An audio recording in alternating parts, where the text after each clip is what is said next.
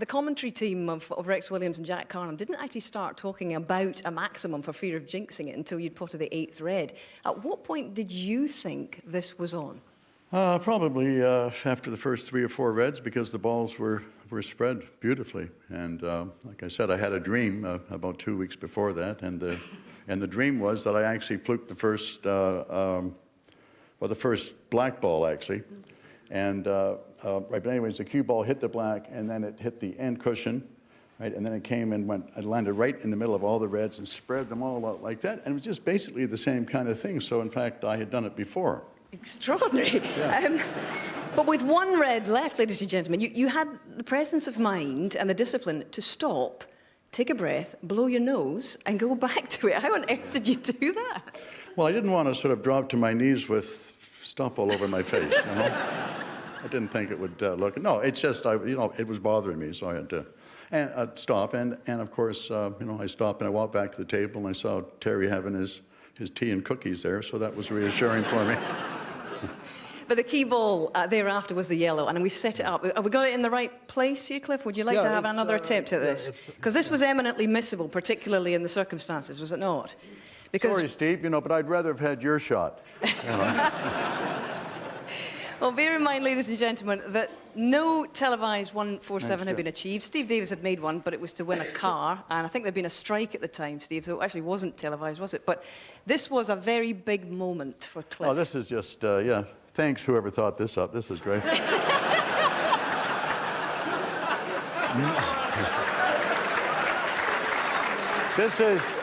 This is get even time for somebody. Like, I know it is, but my golf is good at the moment, okay. But anyways, why I shot it this way is because of, if I was to run it through, I would end up on the cushion there. And then I thought, well, I could play, and play it with left-hand side here. And then, but this, I'm not so sure about this one here. Okay. No, yeah, but the side, you see, comes out like, Ronnie, you know what to do. So then, okay, yeah, okay. So if you did it at the time. So then I didn't do it, okay, right? No, but, it's important that I explain this. Okay, yeah, absolutely, I get you. Or else I'll start the break from the very beginning, that's up to you. Okay, right, or else I play it with right-hand side, and this is, holy smokes. Oh.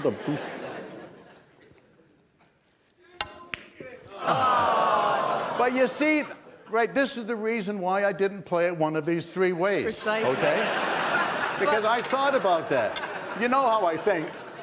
But so, Cliff, sorry? You did it when it counted, and that's all that counted. And I realised, he's going to have another go at it. There's no stopping him, actually, is there now? So this is the shot, Third time lucky. And I very seldom played it with stun run through. It's just I got a short backswing. It's a long, sorry.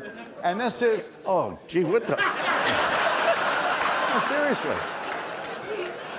What do you got these things hanging out there? Look at that. Okay. Yeah. Yellow ball. This is the last shot.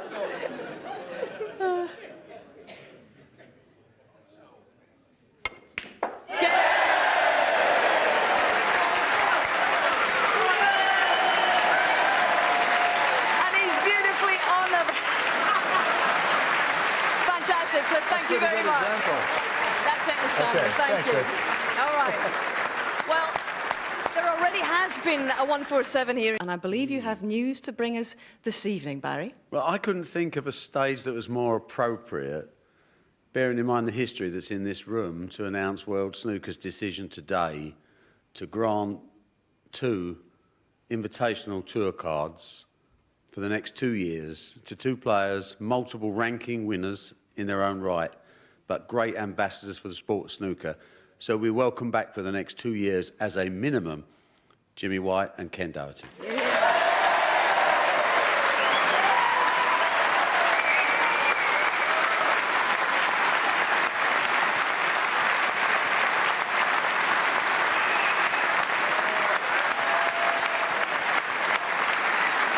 Well, a more popular decision I don't think you could have this evening. Barry, Steve, thank you very much.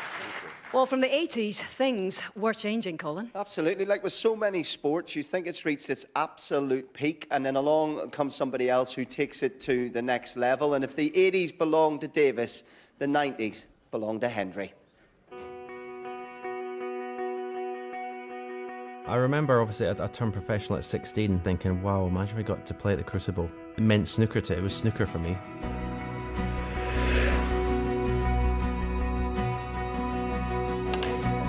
The first one is obviously special. It's your ambition to be world champion. That was my ambition. Stephen Hendry beaten Jimmy White by 18 frames to 12 to become the youngest ever champion. I won the world championship when I was 21.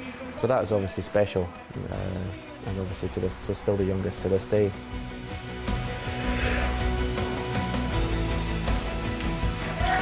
World champion for the second time.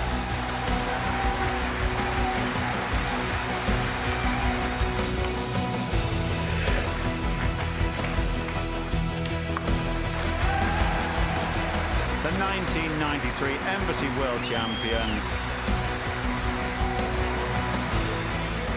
There was a time in the 90s, obviously, where I felt totally invincible. I mean, almost taking it for granted, winning the Crucible. But I just expected to win.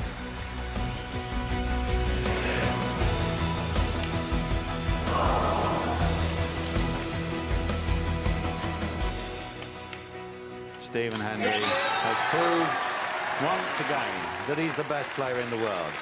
I played snooker very aggressively, fearlessly. I would like to think that I changed the way snooker was played.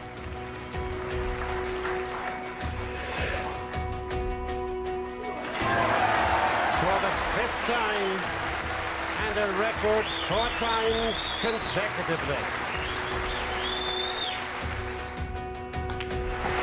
Stephen Hendry becomes the Embassy World Snooker Champion for the 6th time.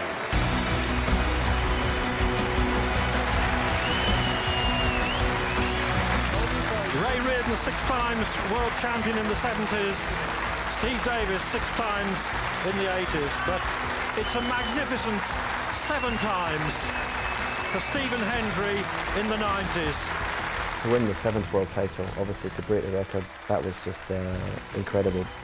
And even now when I go there, obviously working for the BBC instead of playing, I still think, God, I'd much rather be out there with a cue in my hand than a microphone.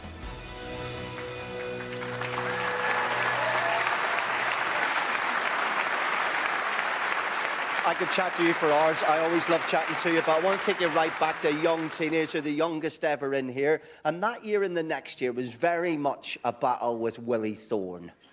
Yeah. My first appearance here was playing Willie Thorne. My only aim was not to get embarrassed, not to beat 10-0, 10-1, first time at the Crucible. But yeah, I managed to run him pretty close, 10-8, and I got that lovely applause that he gave me on the way out. That was lovely, wasn't it? But it was just, it was my ambition to play here. Yeah. Take me to what I want to talk about the relationship with this fantastic crowd, because there's no vitriol towards players, but we do migrate to the underdog. And when you are unflappable and you're invincible, automatically we all migrate to the other camp. On top of that, when you're winning title after title after title, you had the other thing, the fact the guy was Jimmy White. Did that motivate you? Well, when you come through the curtains, it's an amazing place to walk into. It's like a cauldron, and when there's booze, it's it can affect you any way. But if you use it as a strength, as I did, it can make you play even better. I knew that in here that I maybe got half a balcony. Jimmy took 4 or 5 of them with his guests. I had maybe half of one, and they were supporting me. But as you say, about 96%, 97% of the rest were for Jimmy. So you've got to use that as motivation. Your main enemy was not man. It was getting up in the middle of the night to use the bathroom. I mean, that nearly scuppered the amount of titles you have. Yeah, you know, your insurance company, you're not allowed to do dangerous sports like skiing and all these things. And I broke my arm or fractured my elbow getting up to go to the toilet in the middle of the night. Excellent, love it. And this man, we talk about that era of the players in the 70s and 80s, but just confirm you did have your own spitting image puppet. Yep, yes. Yeah, that was very nice. I like that. And Hazel, very complimentary it was too. And I know you're going to meet a man who, per soul, has to spend 17 days locked in a room with me. Oh yes, yes. Mind you, there are worse to be spending in a room with you, Colin, I must say. 4 finals, Stephen and Jimmy played together, and of course Jimmy graced 6 finals in all and came home empty-handed after each one. He remains one of the best-loved figures in British sport ever. So, ladies and gentlemen, will you please welcome the People's Champion, the whirlwind, Jimmy White. Thank you.